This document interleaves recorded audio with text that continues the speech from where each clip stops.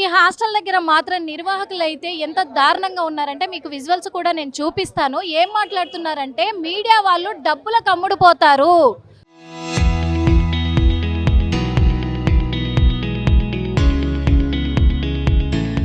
పోలీసులు కూడా డబ్బులకు అమ్ముడుపోతారు, మేము డబ్బులు ఇస్తే వాళ్ళు సైలెంట్గా వెళ్ళిపోయే వాళ్ళు, మీడియా వాళ్ళు పత్తిత్తులు లెక్క మాట్లాడుతున్నారు ఎందుకు అని చెప్పేసి కూడా నిర్వాహకులు మాట్లాడుతున్న సిచ్యువేషన్ చూస్తూ ఉన్నాము. ఇదే హాస్టలు, ఇందులో లోపలికి వెళ్ళి మరి ఫైర్ సేఫ్టీ ఉందా లేదా అని తనిఖీలు చేస్తాము అంటే ఇక్కడ తనిఖీలు చేయడానికి పైనకి వెళ్ళొద్దు, అబ్బాయిలు అమ్మాయిలు కలిసి ఉంటారు అని చెప్తున్నారు. అంటే అబ్బాయిలు అమ్మాయిలు కలిసి ఉంటారంటే ఇక్కడ ఏమైనా బ్రోతల హౌస్ నడుస్తుందా? ఏం జరుగుతుంది అసలు ఈడ? ఏం మాట్లాడుతున్నారంటే వాళ్ళ అహంకారానికి ఎంత వస్తే అంత మాట్లాడేస్తున్నారు. వాళ్ళు విలువలు లేకుండా, వాళ్ళకి ఎటువంటి మర్యాద లేకుండా, పోలీసులు అంటే కూడా వాళ్ళకు విలువ లేదు, మర్యాద లేదు.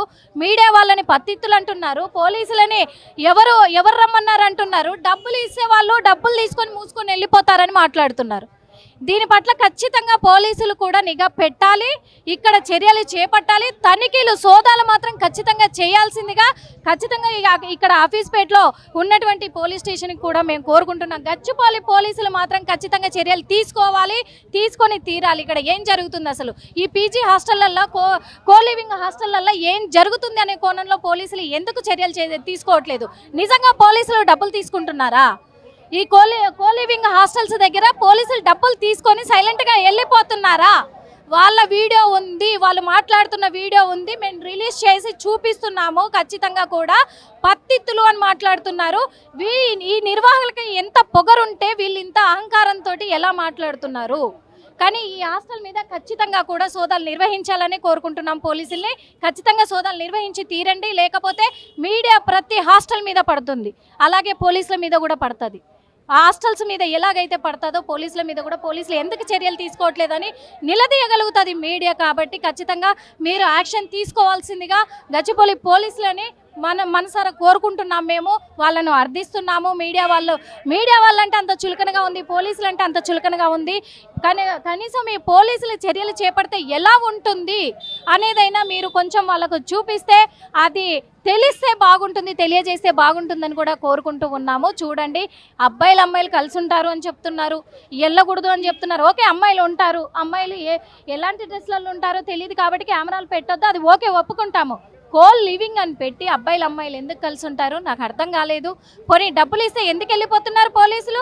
మీడియా వాళ్ళు డబ్బులు ఇస్తే ఎందుకు వెళ్ళిపోతున్నారు? ఎవరికి ఇచ్చారు మీడియా వాళ్ళకి డబ్బులు? వీళ్ళు పత్తిత్తులు లెక్క మాట్లాడొద్దు, పోలీసులు అయినా మీడియా అయినా అంటున్నారు. అంటే ప్రభుత్వ అధికారులను కూడా నిర్లక్ష్యం చేస్తున్న తరుణాలు ఇక్కడ కనిపిస్తూ ఉన్నాయి, సిచ్యువేషన్స్ కనిపిస్తూ ఉన్నాయి. ఖచ్చితంగా చర్యలు చేపట్టాల్సిందిగా కోరుకుంటున్నాము. ఇక్కడ మరి ఈ కోలివింగ్ హాస్టల్లో మాత్రం మనం చూస్తూ ఉన్నాము. ఈ లిఫ్ట్ ఎలా ఉందో, ఎంత చిన్నగా ఉందో, ఇందులో ఒక 5 మెంబర్స్ కంటే ఎక్కువ పట్టరు. అది కూడా ఈ లిఫ్ట్లో కూడా ఫేస్ యాక్సెస్ ఉంది. ఈ ఫేస్ యాక్సెస్ ద్వారా ఇక్కడ ఫేస్ ఉంటేనే ఎవరిదైతే యాక్సెస్ ఉంటుందో వాళ్ళు వస్తేనే ఇది కూడా ఓపెన్ అవుతుంది, ఇది పైకి వెళ్తుంది, లేకపోతే ఇది ఇక్కడే ఆగిపోతుంది. దీనికి సంబంధించి కూడా ఇక్కడ బయోమెట్రిక్ కనిపిస్తూ ఉంది. ఈ బయోమెట్రిక్ కూడా ఇక్కడ నిర్వాహకులకు లేదు పర్మిషన్ అంటూ ఉన్నారు. నిర్వాహకులకు లేదు అంటున్నారు. నిర్వాహకులకు లేదు అన్నప్పుడు మరి ఇక్కడ ఒకవేళ ఫైర్ యాక్సిడెంట్ జరిగితే ఎవరు సేఫ్టీ? అంటే ఇప్పుడు యాక్సెస్ ఉన్న వాళ్ళు పరిగెత్తుకొని వస్తే కానీ ఇక్కడ ఏం చేయలేమనే పరిస్థితి కనిపిస్తూ ఉంది. ఇంకొక విషయం ఏంటి అంటే ఏ ఫ్లోర్కి ఆ ఫ్లోర్ వాళ్ళకే యాక్సెస్ ఉంది అని చెప్పేసి కూడా చెప్తూ ఉన్నారు. ఇంకొకటి ఇప్పుడు పోలీసులు కూడా చెప్పారు, అసలు ఇక్కడ చాలా వరకు కూడా మెట్ల మార్గం కూడా ఇరుకుగా ఉంది. పైన కూడా ఫైర్ సేఫ్టీకి సంబంధించి వీళ్ళు ఎటువంటి భద్రతలు కూడా ఇక్కడ చూస్తున్నాము. ఆఫీస్పేటలో ఉన్నటువంటి కోలివింగ్ హాస్టల్ దగ్గర పీజీ హాస్టల్ ఇది. ఈ పీజీ హాస్టల్ దగ్గర మాత్రము చాలా అంటే ఇక్కడ ఉన్న నిర్వాహకులు అయితే చాలా దురుసుగా కూడా ప్రవర్తిస్తున్నారనే చెప్పుకోవచ్చు. ఎందుకంటే ఇక్కడ ఈ బయోమెట్రిక్ పెట్టకూడదు హాస్టల్స్లలో. ఎందుకంటే ఫైర్ యాక్సిడెంట్ జరిగినప్పుడు వాళ్ళకి ఇబ్బంది అవుతుంది, రావడానికి వాళ్ళు తప్పించుకోవడానికి కూడా ఇబ్బంది అవుతుంది. అలాంటిది ఇక్కడ మొత్తం కూడా బయోమెట్రిక్ పెట్టారు. బయోమెట్రిక్ ఎందుకు పెట్టారు? మళ్ళీ ఒకవేళ గతంలో కూడా ఇక్కడ ఫైర్ యాక్సిడెంట్ జరిగింది అని చెప్పినా కానీ మరి అప్పుడేం చేశారంటే 25 సిలిండర్లు మేము ఆక్సిజన్ కొట్టాము అని చెప్పేసి చెప్తున్నారు. ఒకవేళ పెద్దది ప్రమాదం జరిగితే ఇక్కడ మొత్తం కూడా ఎట్లా వాళ్ళు సేఫ్గా కిందికి రాగలుగుతారు అని అంటే మేము చూసుకుంటాము అంటున్నారు. ఏం జరుగుతుంది అనేది కూడా తెలియట్లేదు మరి, ఎందుకంటే యాక్సెస్ లేదు అంటున్నారు. నిర్వాహకులకే యాక్సెస్ లేదు అంటున్నారు. ఇంకొకటి ఫైర్ డిపార్ట్మెంట్ మొత్తం కూడా పోలీసులు ఇక్కడికి వస్తే కూడా ఎవరు పర్మిషన్ తీసుకొని వచ్చారు, మీరు ఎవరు పర్మిషన్తో ఇక్కడ తనిఖీలు చేస్తున్నారు అని చెప్పేసి కూడా మాట్లాడుతూ ఉన్న సిచ్యువేషన్లో చూస్తూ ఉన్నాము. ఓ పక్క చూస్తే మరి ఇక్కడ జరుగుతున్నట్టు సిచ్యువేషన్ కూడా ఇక్కడ లివింగ్ హాస్టల్, ఇది పీజీ హాస్టల్. ఈ హాస్టల్ కూడా మొత్తము నిర్వాహకులు మాకు లేదన్నారు. చూసాం కదా, ఇప్పుడైతే మొత్తానికి కూడా ఏం జరుగుతుంది అనే కోణంలో కూడా చూసాము. ఇక్కడ మొత్తం కూడా ఫైర్ యాక్సిడెంట్ జరిగినప్పటికీ కూడా మొత్తం మనం ఇక్కడ చూస్తూ ఉన్నాము. ఈ ప్లేసెస్ అంతా కూడా ఎక్కడి నుంచి గాలి కానీ ఏది కూడా ఇక్కడ లోపలికి వచ్చే పరిస్థితి మనకు కనిపించట్లేదు. అదేవిధంగా ఫైర్ సేఫ్టీకి సంబంధించి భద్రతలు అయితే ఎటువంటి భద్రతలు కూడా ఇక్కడ నిర్వాహకులు తీసుకోలేదు అనేది కూడా పోలీసులు తేల్చి చెప్పడం కూడా జరిగింది. అదే కోణంలో ఇక్కడ ఉన్న నిర్వాహకులు అయితే చాలా రుబాబుగా సమాధానం చెప్తూ ఉన్నారు. మాది మా ఇష్టము, మా ఇంటి తాళం మా దగ్గర ఉంటుంది.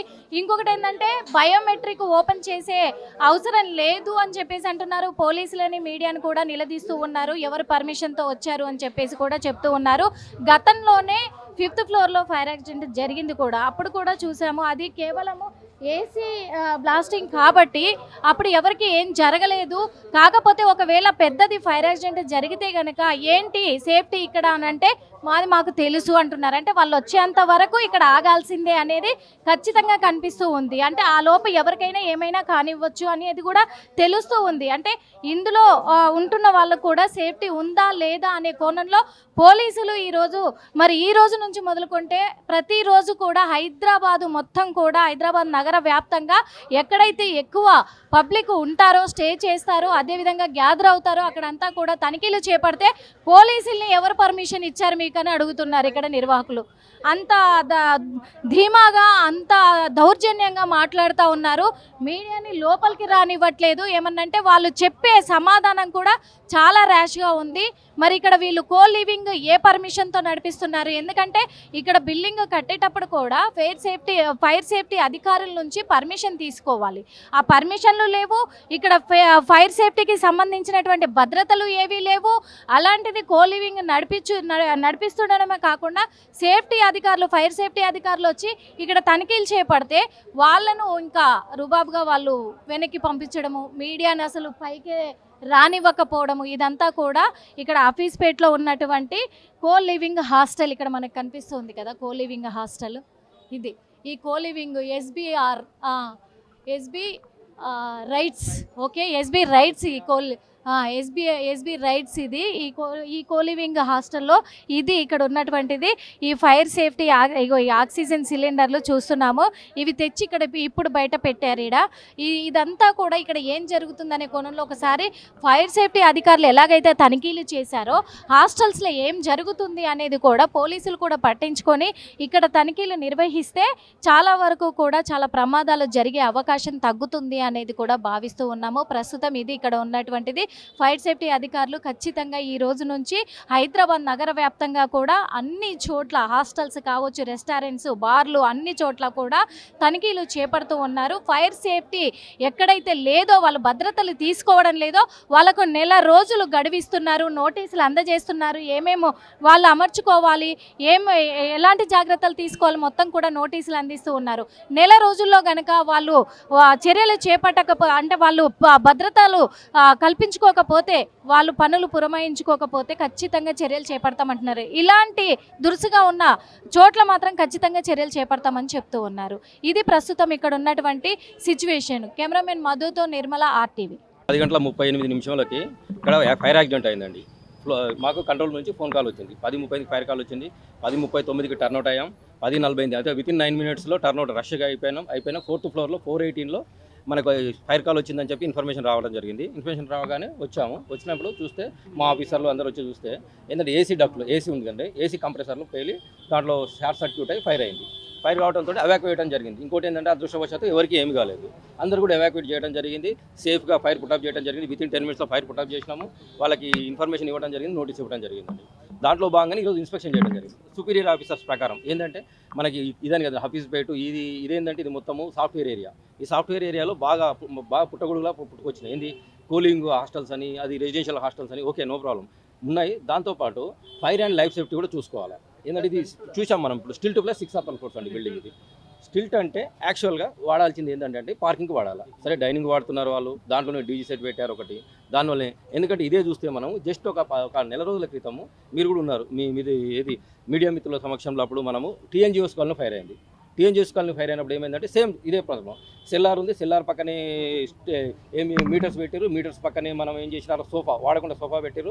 దాంతో కూడా ఒక అతను పాపం అనుకోకుండా మేము పోయి మా వాళ్ళు ఫైర్ చాలా బాగా బ్రేవరీగా 22 మందిని సేఫ్గా ఎవాక్యుయేట్ చేశారు. కానీ ఒక అతను ఏది ఇంజూర్ అయినాక తర్వాత నెక్స్ట్ హాస్పిటల్లో డెత్ కావడం జరిగింది.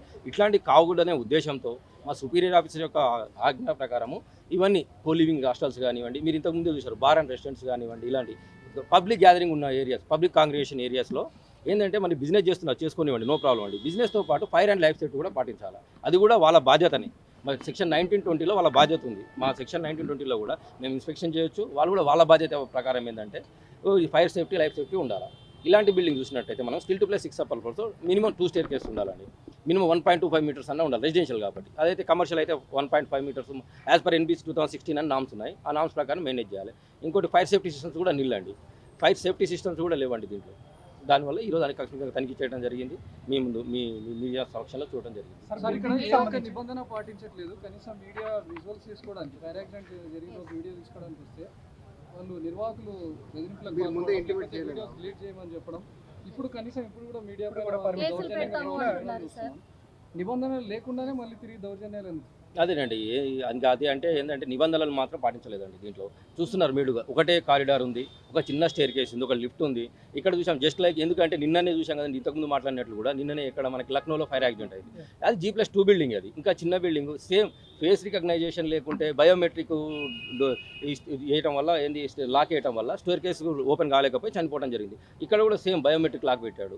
దీన్ని బయోమెట్రిక్ లాక్ అంటే ఏంటంటే ఎమర్జెన్సీలో ఓపెన్ కాకపోవచ్చు, అది కాకపోవచ్చు. ఇంకోటి రెండో స్టేర్ కేసు ఉంటే ఫర్ ఎగ్జాంపుల్ ఫైర్ యాక్సిడెంట్ అయిందనుకోండి, సెకండ్ స్టేర్ కేసు నుంచి ఎవాక్యుయేట్ కావడం కానీ లేకుండా జరుగుతుంది. ఇది చాలా పెద్ద బిల్డింగ్. ఫర్ ఎగ్జాంపుల్ 5th ఫ్లోర్లో బిల్డింగ్ ఫైర్ అయిందనుకో, ఏంది పబ్లిక్ ప్యానిక్ అవుతారు. ప్యానిక్ అయి దూకిండు అనుకోండి, దూకినా కానీ చనిపోతాడు. అట్లాంటిది ఉంది.